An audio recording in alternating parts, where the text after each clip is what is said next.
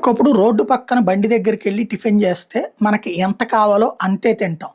ఇప్పుడు ఒక ప్లేట్ పునుగంటే 4 నాకు 2 లేదా ఒక పునుగే ఎయ్యి అని అడుగుతాం. 3 ఇడ్లీ ఒక ప్లేట్ అంటే నాకు 2 ఇడ్లీ చాలన్నా, ఒక ఇడ్లీ ఒక పునుగెయ్యి ఇట్లాగ మాట్లాడుకుంటాం. మనం ఆ రేట్‌లోనే అవసరమైతే ఒక రూపాయి, రూ. 10 ఎక్కువ తీసుకుంటాడు. లెక్క కరెక్ట్‌గా గానప్పుడు ఎందుకు 33 పైసలో, 39 పైసలో ఇట్లా వచ్చినప్పుడు. ఓ పావలా ఎక్కువ తీసుకుంటాడు. అంతకు మించి ఏమీ లేదు.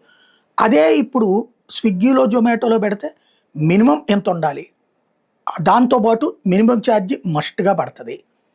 అదే సందర్భంలో ఇలా 2 పునుగులు గావాలి, లేపోతే అర ఉప్మా గావాలి, లేకపోతే గనక సగం దోస కావాలంటే ఇవ్వడు వాడు. ఇట్లాగా అక్కడ మన చేత ఎక్కువ తినిపిస్తున్నారు, ఎక్కువ తాగిస్తున్నారు, ఎక్కువ ఖర్చు పెట్టిస్తున్నారు. కానీ మనకి బద్ధకం ఎక్కువైంది. ఆటిటి మీద ఆధారపడిపోతున్నాం. ఇది నంబర్ 1. అట్లాగే ఇప్పుడు 10 నిమిషాల్లో తీసుకొచ్చి ఇచ్చే ఇన్‌స్టామార్టోడి దగ్గర ఎదురుగుండా చిల్లర కొట్టుంటది. ఎళ్లి తీసుకోవడానికి ఒళ్ళు బద్ధకం లేకపోతే ఇగో క్లాష్. ఆర్డర్ ఆన్‌లైన్‌లో పెట్టి తెప్పించుకోవాలి. ఇట్లాంటి పరిస్థితుల్లో మళ్ళీ అదేదో ర్యాపిడో మనకి తెలిసిన ఎక్కడో షాప్‌లో సరుకు కొని ర్యాపిడో ద్వారా అది ఇంటికి తెప్పించుకుంటాం. ఇదొక విచిత్రమైనటువంటి భ్రాంతుల ప్రపంచంలో బతుకుతున్నాం. ఇప్పుడు ఒక కొత్త స్టార్టప్ అట ఢిల్లీలో.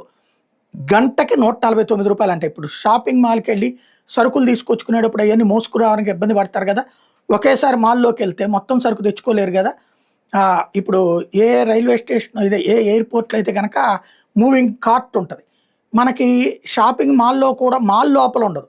సూపర్ బజార్‌లో అయితే ఉంటది. మాల్‌లో అయితే ఒక షాప్‌లో ఉంటే రెండో షాప్‌కెళ్ళేటప్పుడు మళ్ళీ తీసుకెళ్తే కుదరదు గదా!